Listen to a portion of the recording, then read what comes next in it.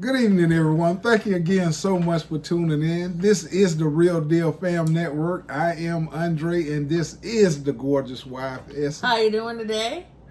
So happy to see y'all again and be back. If you hadn't had an opportunity yet to subscribe, if you could, go ahead and hit that subscription button. We would highly appreciate it. Yes, please subscribe and support us. We've been doing a lot of work, a lot of research for you. And, just click subscribe and let us know you appreciate it. Oh, thank you so much. We're going to thank you in advance. Normally, I have my girl boss sign up, but these are serious times and it's no fun and games anymore. So we're going to put that to the side for a while, and we're just going to give you some lowdown. Yeah, she's still the boss, though.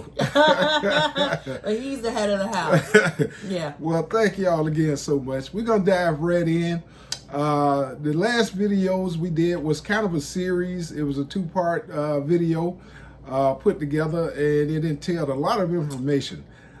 We jumped in with the genealogy of my wife's family, and that kind of bled into a lot of different things in terms of the African-American community here in the United States and things of that nature. Yeah, I mean, that was totally unexpected turn. I started doing the genealogy back in 2010.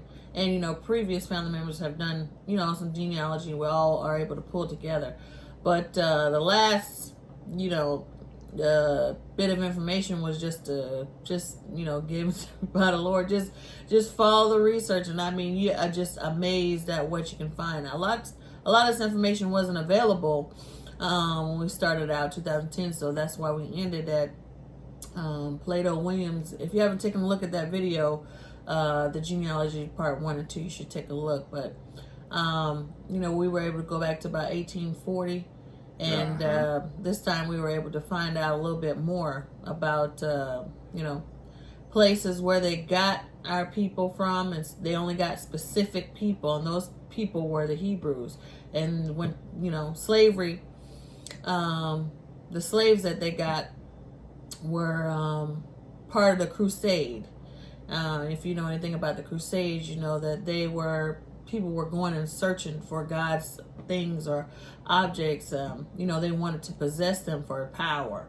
And so, as it went down, they went to go and search for God's people, which God's people were Hebrews. And they went to specific places and to get them and remove them. But we'll go into that in part 3. We have a little bit more information. But just want to give you the lowdown on kind of what's been going on. Yes, it was a lot. The videos entailed quite a bit of information. Being that a lot of people are home now, not working, not going to school, this is the perfect time to view those videos and give your kids a little bit of historical context of how we came about here in the country. Give you somewhere to start with. And like my wife said, there was a lot in there. And I've learned quite a bit. In terms of what everybody know that most of in Africa the slaves was coming from the West Coast, but they also came from different regions of the continent, and there was, like my wife said, a specific group of people who were enslaved, and there was a lot of different individuals who were in the trade. So you'll learn a lot. It'll help you. It can only edify you at this particular point. And it blessed both of us. So I'm sure to do the same for you guys. Right. After the Israelites and they left or fled out of Israel, then and Judah, they fled to all parts, down the East Coast, Yemen, Ethiopia, Madagascar, most South Africa, and also then a lot of them went to Nigeria, the western coast side. And so during slavery, they came and specifically got those people, because there was an influx of people who looked similar, who looked black, but they weren't. So that's the reason why they say Africans were the ones to help to get, your own people out. Well, they actually were separate peoples, and the Africans helped to capture the Hebrew people.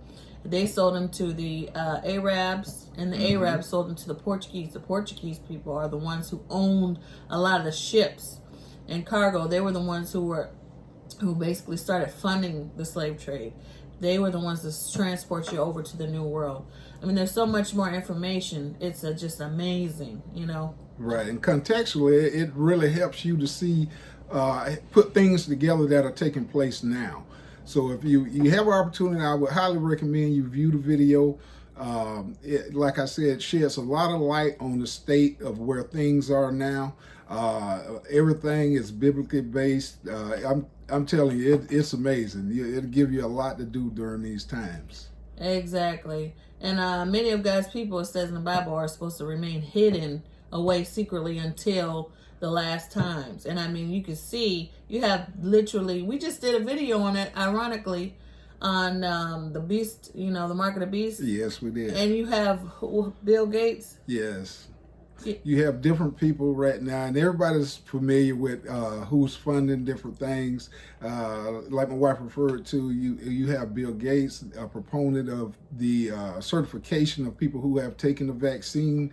They are currently in the process of trying to find a vaccine. I think they got 3 particular ones that they're working on now. That's in the first phase of what they call the trial process. I think there's one young lady who is the first person out in Seattle that has actually taken the vaccine.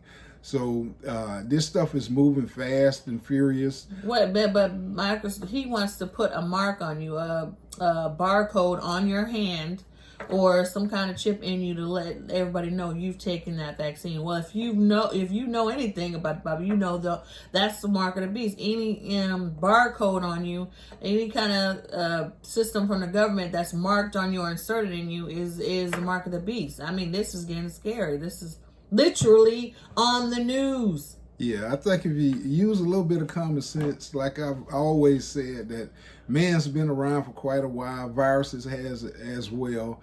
And if they do come up with a vaccine, people have taken the vaccines over the years. We've never had a chip inserted or have some type of certification. On your body. When you enroll your kids in school, all they ask for, do you have your shot records? I think that something like that would suffice, as opposed to putting something in your body. But even just getting that, people are saying they're pushing this vaccine. I mean, like nobody's business, like nothing they've ever heard of. So I mean, Right. Yeah. I think at this point, the numbers say I think 1.7 million people worldwide has contracted it, but like 100,000 has passed away. I mean, the virus may very well be true, and people may be passing away, but it's hard to tell whether those people had underlying conditions or something of that nature. I think it's hard for them to actually get all the information to put it out there in terms of worldwide. Mm-hmm. But like my wife said, to go move forward with getting the chip in you, and the hysteria around the whole thing is already alarming in and of itself. Right. These days, you got to start thinking outside the box. If you're watching TV and news all the time to give you that fear mongering and stuff all the days, you need to start, getting outside of the box and thinking outside. We found a lot of documents, which we'll go into a later video about martial law, the things they passed when they passed the stimulus packages, things to be able to have access to your health records, be able to have access to your, all your personal data, all your information, to monitor you, to be able to take you out if you don't take the virus. The vaccine. Yeah. Weapons and stuff that the government has ordered, soldiers that they've ordered, different things like that. Like, oh my goodness. There's a lot going on right now. I think you want to make yourself aware and be prepared for different things. Don't just think business as usual is taking place, because it's not. Just like we say, seek some knowledge, get out there, get good information, and try to prepare yourself and your family as best you can. But the way things used to be, you just look at TV and you take the advice of the people on the screen, and then you run to the wherever they have these testing sites or vaccination places, and you line up and go get it. Mm-hmm. You might want to be a little skeptical now. It's just best to do your homework before you run out there and do something like that. Exactly. And if you haven't been listening to our other videos, go get your garden. There's going to be a food shortage. The government's been doing specific things to take the quantity of food away. With the farmers, a lot of them have gone out of business because the government is not buying the food like they were. Half of the crop was good. The other half they left in the field to rot. And so all across the world, you have locusts, you have all these different things that are like, oh, these is this a movie? No, this is real life. These things have been going on for a long time. It's just you've been in the box watching the news, and it's not telling you what's going on around the world. So we'll report those things in other videos, but just start planning and start preparing to make sure you're able to have your resources and stuff if you have to go without for a few months. Yeah, you definitely want to be prepared. In terms of food, that's your number one priority. Like she said, I think the dairy farms right now, logistically, they can't get the product where they need to get it. And so they're having to dump milk out into the fields. It's just too much being produced. They have to produce it every day. And they don't have anywhere to take it. They can't move it. So it's being dumped on the ground, things of that nature.